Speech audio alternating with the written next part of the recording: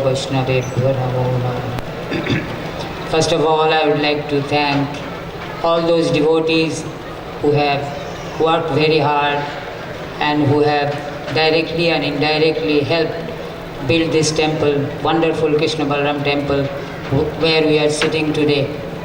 I also would like to thank the management here who have arranged this wonderful festival and thereby given everybody a chance to hear the wonderful pastimes, Prabhupada Katha and the history of Krishna Balaram temple. I joined ISKCON in 1975. In the same year this temple was opened, just after the temple was opened in Bombay. And Haridas Prabhu, a Bengali devotee, he stays in Bombay. He preached to me, and at that time, fortunately for me, Srila Prabhupada was there in Bombay, and within few hours he shaped me up. And before he shaped me, the first foreigner I saw, the first foreigner devotee, Western devotee I saw, white skin, is Moksha Lakshmi Mataji, Brahmacharini she was. And of course Siddhar Swami, the temple president was Giriraj Brahmachari at that time. There was Jagat Purush and his wife Gandiva. There was Chitrakar and Vijeta and his wife, many other devotees like that. So they took me to Srila Prabhupada in the same afternoon. And in our first meeting, Srila Prabhupada asked me where I am from, what is my name, and then he said, Nitai Das was Srila Prabhupada's secretary and servant at that time. That was the time when Nitai Das relinquished his service as Srila Prabhupada's secretary, because Prabhupada wanted him to come to Vrindavan and start the Gurukul. So, and Harishauri Prabhu took over from him that service. So he turned to Nitai Prabhu, and Srila Prabhupada told him, he wanted to learn Bengali, so here you go. You teach him English and he can teach you Bengali. So then he told me, Srila Prabhupada told me, you go to Vrindavan with Nitai, and then I will come after some time and I will see you. Then I stayed there for some time, few days, and then with Nitai Prabhu I came to Vrindavan by train, and from Mathura came by Tanga, as usual, as you have heard. So after coming to Vrindavan, I was given the service. I was learning English from Nitai Prabhu in the guest house. He was teaching from Bhagavad Gita. I was his first student. And then slowly Radha Govinda Maharaj, now Maharaj, Radha Govinda, and Krishna Balaram Swami, now he is not with us anymore. So we, three of us, were a regular student who used to learn from him. And then Nitai Prabhu, it's unfortunate that he's not with us, but he helped all the devotees. He used to take parikrama parties, just like Dinabandhu Prabhu is doing nowadays.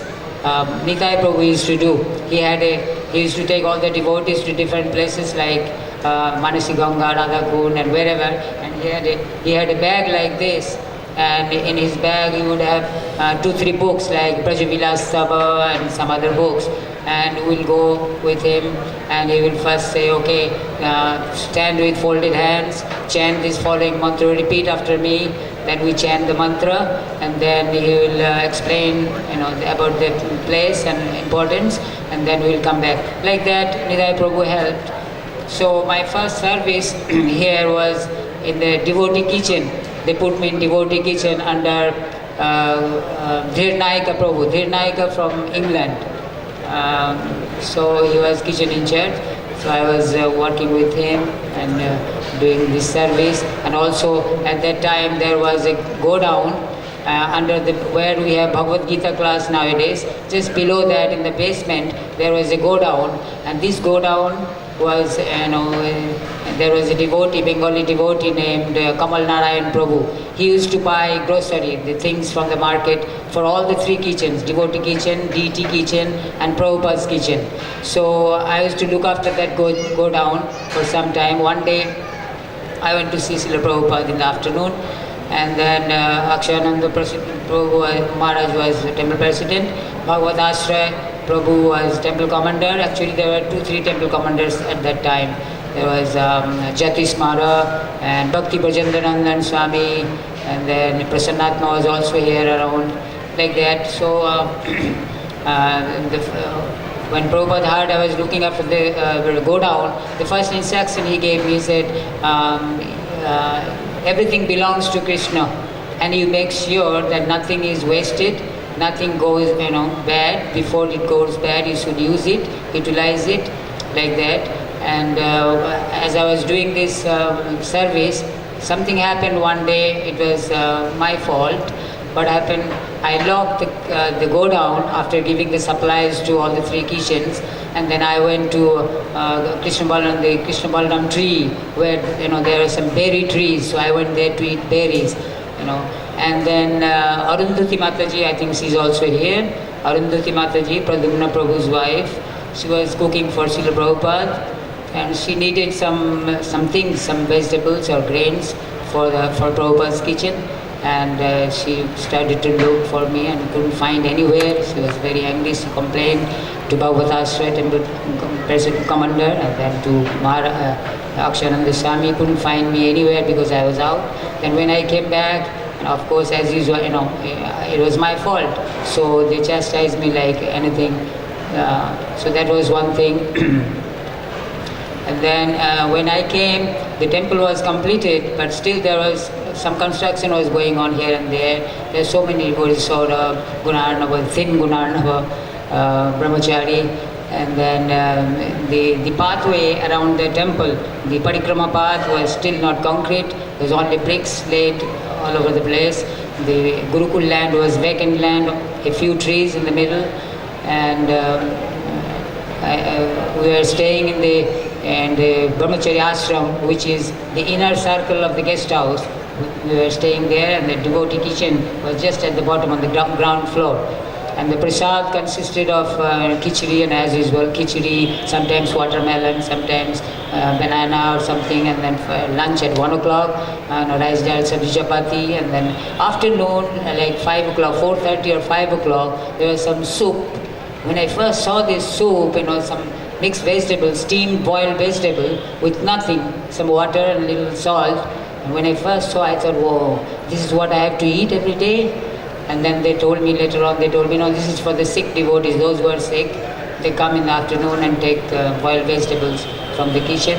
And at night we had milk and Mahaprasad from the deities. After Sayanarati, from the deities we had Mahaprasad. So, like this, I got various opportunities to interact with Srila Prabhupada, to speak with him. One day, after Srila Prabhupada came back from Parikrama, from a morning walk, we greeted him in the front gate, and Prabhupada was coming with his shoes on. He came inside the temple with his shoes on, and there was no Mahaprasad stall, there was no book stall at that time. So Srila Prabhupada came all the way inside, past Mahaprasad stall, to the left hand side there is a room. So up to that point he came with his shoes on.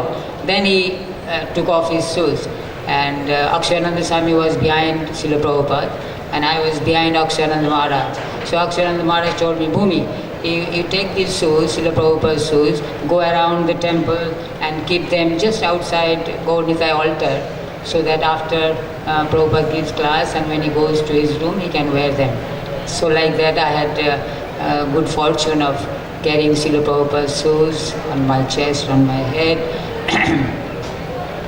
And then I was initiated on 4th April 1976, the first anniversary on this day, Ram Navami day, first anniversary of the temple here. And there were so many devotees. Buddha Divaksha got initiated on that day, Radha Govinda Maharaj, Prem Pradai, and the devotee from Nepal. And there were about 60-65 devotees total. About 30 or 35 of them got second initiation. Like Ranjit Prabhu was here, I think he's here. Ranjit Prabhu got second initiation, Nagaraj Prabhu second initiation, and Shesha, Bhakti Vikas Swami, Purushotray Swami, Ilapati was Bhakti Vikas Swami, and then among Mandapa Prabhu, and among Matajis, as far as maybe Jagannatheshwari Mataji, Rasagya Mataji, Golokvasini Mataji. Later she got married to Sachidananda, one of the Bengali. Among the Bengali devotees here, I was there, and Sachidananda Prabhu, the famous Bengali singer, he used to sing very nicely, so much so that at one point Srila Prabhupada sent him to Bombay to record his songs with professional musician. So he was here, Prabhas was here, and Purnachand came later on, and of course Vibhu Chaitanya Prabhu, who can forget, he and his service. So that was first initiation. Vibhu Chaitanya was there on that, even he was cooking in the kitchen. He came out from the kitchen and took initiation and went back. So after that I went out with Loknath Swami, with him, and traveling Sankirtan part. Loknath Swami and Hangshaduta had a Nitai Gaur world traveling Sankirtan party with Sachidananda and like 15-16 devotees. So when we came back from touring 3-4 months, when we came back to Delhi, just in right time, for Srila Prabhupada was also there in Lajpat Nagar at that time. So we were headed by Loknath Swami.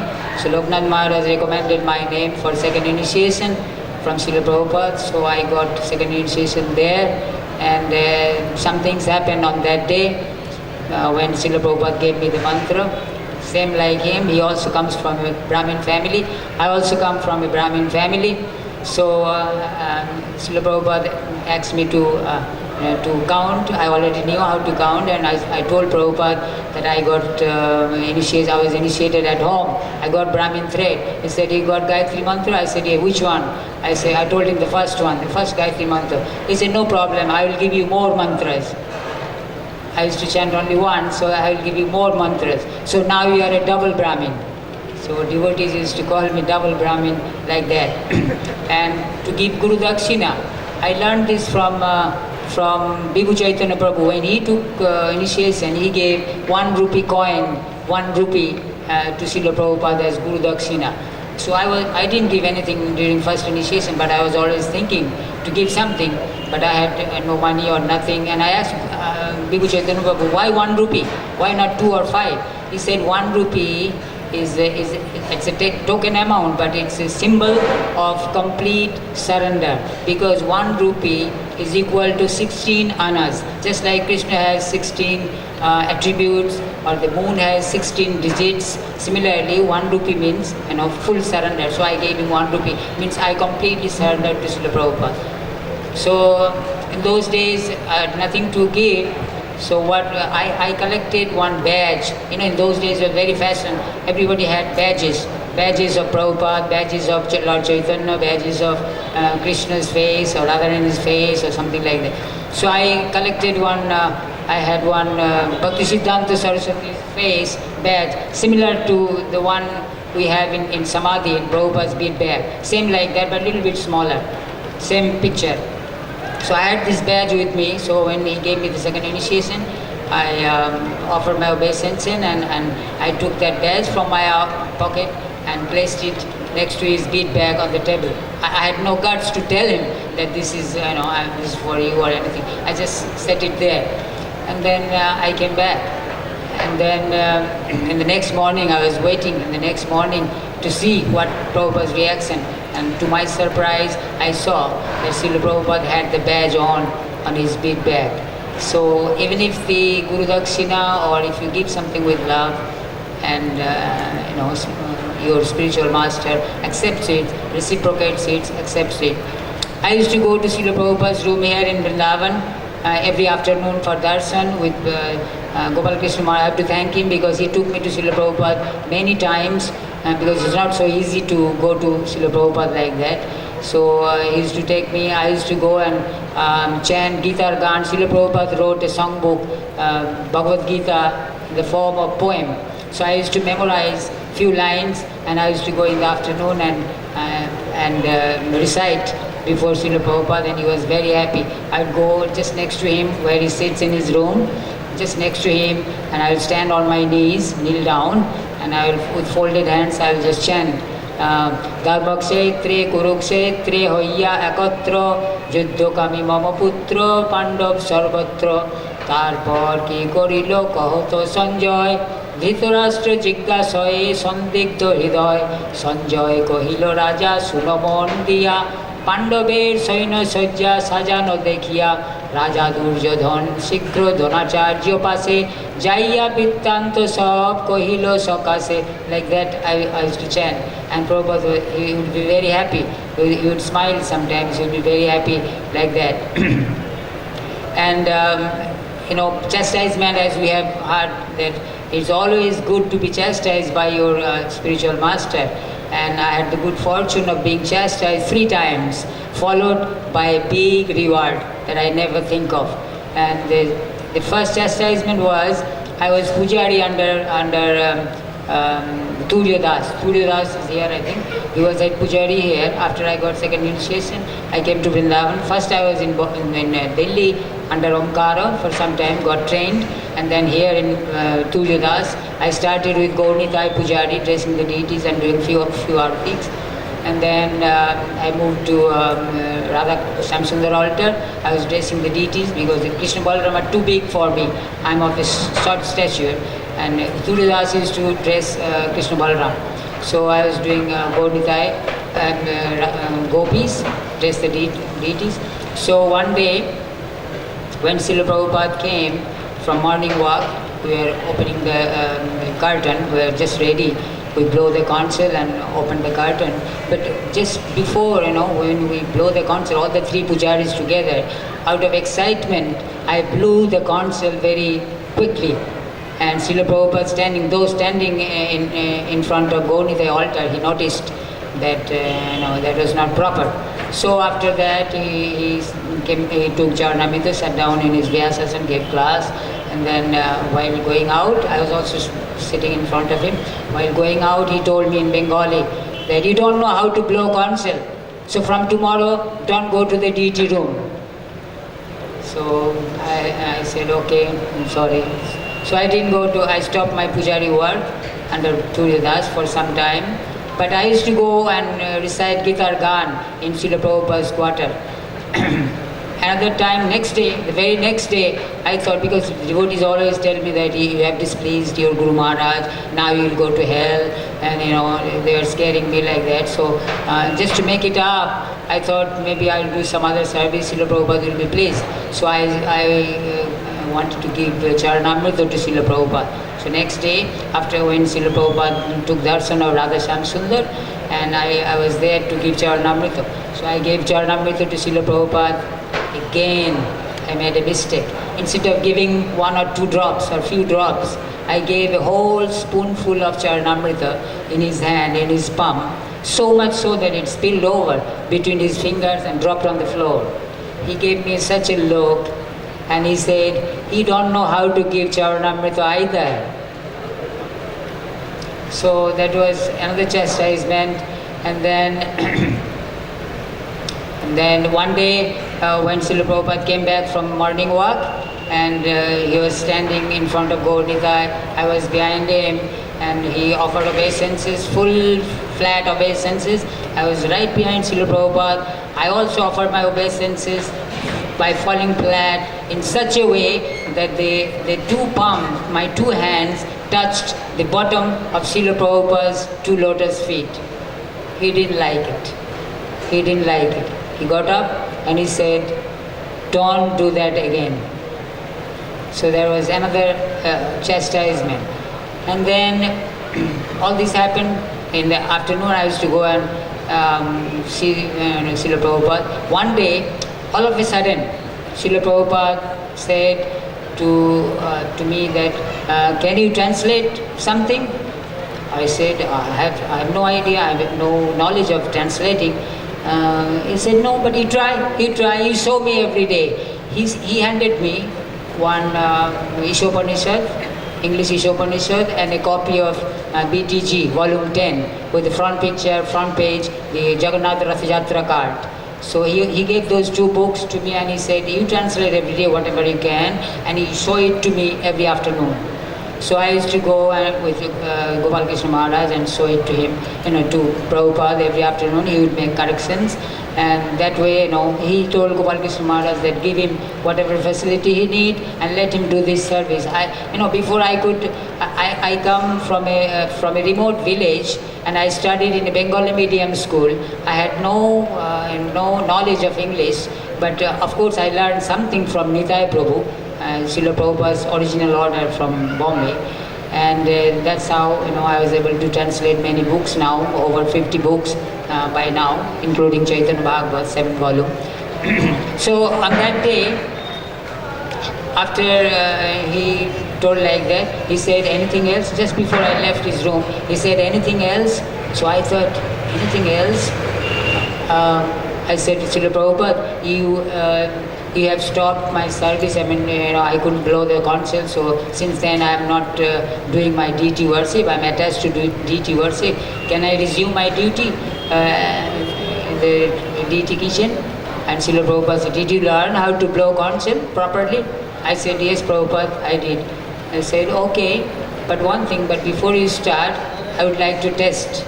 So tomorrow morning, you do Guru Puja, and I want to check.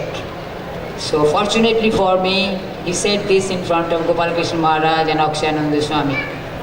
So in the next morning, during Guru Puja, there are big devotees, 12 words like Guru Kripa, Ansuduta, and Akshayananda. There are so many of them, Tripurari, Jagat Guru, Panchadravida, so many of them. So I had no chance to offer Guru Puja, but Gopal Krishna Maharaj and Akshayananda Swami intervened and said, no, let him do the Guru Puja, because Srila Prabhupada had asked him. So I offered the Guru Puja, and Srila Prabhupada would look at the devotees, and sometimes he would look at me. I became very nervous, but somehow I did the Guru Puja, and after the class, Srila Prabhupada said, okay, now you can resume your duty in the deity kitchen, in the deity room. So in that way, I got this opportunity to offer Guru Puja directly to Srila Prabhupada. Otherwise, had he not chastised me, I would have never ever got an opportunity to offer Guru Puja to Srila Prabhupada. I had no chance. So like that, I think I'm taking too much time. There are other speakers. There's just one more incident in Delhi. I was staying in Delhi at that time. I was happy. All of you know that Srila Prabhupada left this world on 14th November 1977, and I was instrumental in spreading the news of Srila Prabhupada's disappearance all over the world. And I'll tell you briefly how. At the time I was head pujari in New Delhi, and on that fateful evening at about 7:40, we got a phone call. Bhagavad Ashraya was temple president there after Tejas, and we got a phone call that Srila Prabhupada has left his body. So Bhagavad Ashraya Prabhu called everybody and said, get ready, we have to go to Vrindavan immediately. But I was in a dilemma because I was head pujari. But still I thought I will go to Vrindavan to see my Guru Maharaj for the last time.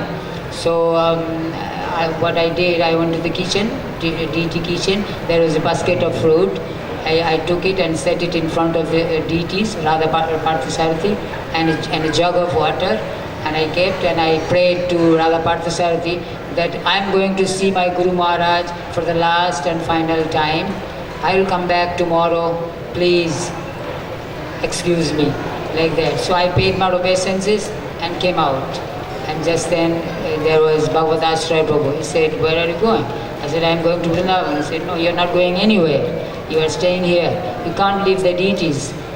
You are the head pujari, you can't leave. I said, but I want to see my Guru Maharaj. I will take the risk and offense. And he said, no, you cannot go. So as we were we were arguing like this, another phone call came from Vrindavan. This time it was His Holiness Tamal Krishna Maharaj.